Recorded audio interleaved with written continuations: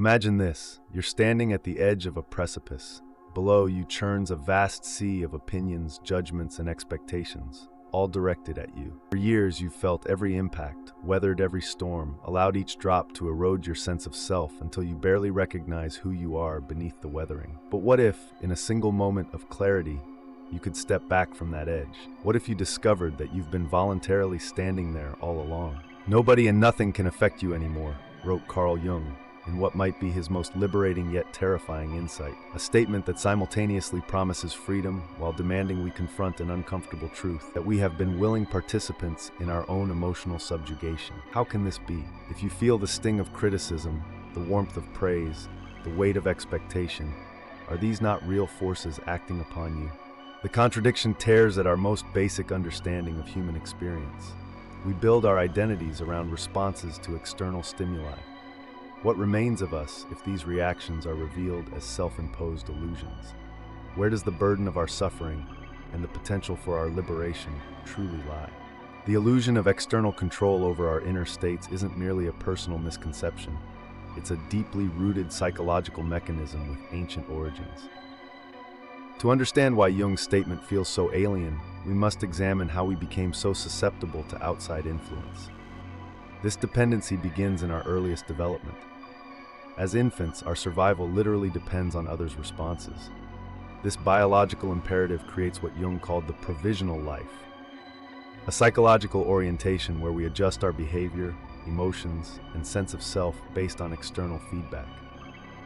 We construct a persona, what Jung described as a kind of mask, designed to make a definite impression upon others and conceal the true nature of the individual. This mask becomes our interface with the world, but what starts as a necessary adaptation becomes a prison. Nietzsche recognized this when he wrote of the herd instinct, our tendency to surrender personal authority to collective values.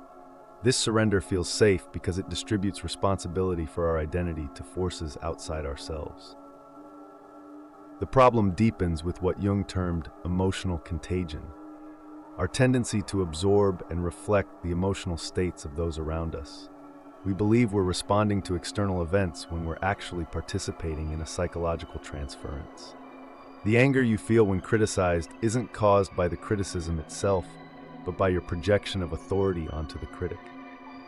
This mechanism operates beneath conscious awareness, creating what Buddhist philosophy identifies as attachment, the belief that our happiness depends on specific external conditions.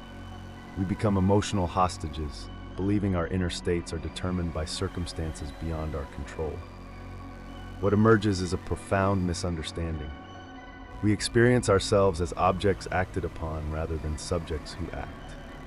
This misattribution of power exacts a devastating toll that extends beyond momentary emotional reactions.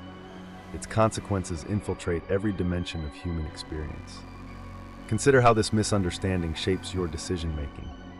When you believe others can affect you, you naturally organize your life around either seeking favorable influences or avoiding unfavorable ones.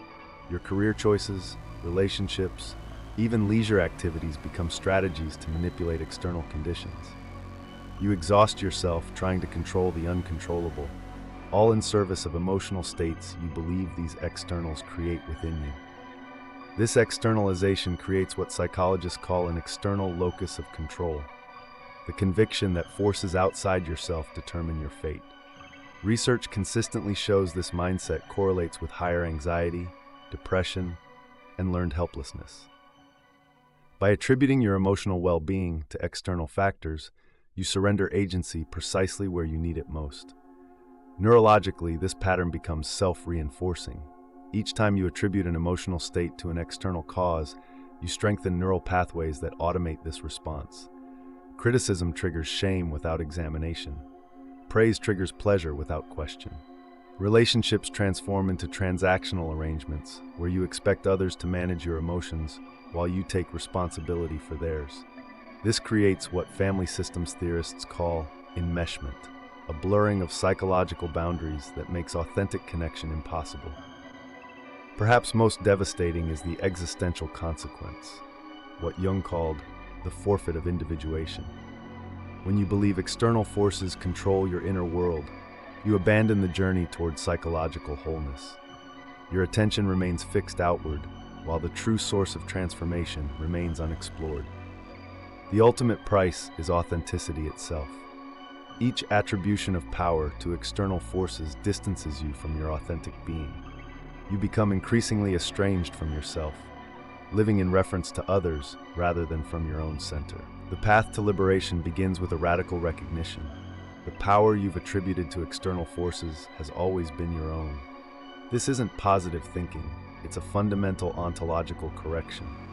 The realization that nobody and nothing can affect you isn't an aspiration but an overlooked reality of human consciousness. This rebellion requires specific psychological maneuvers.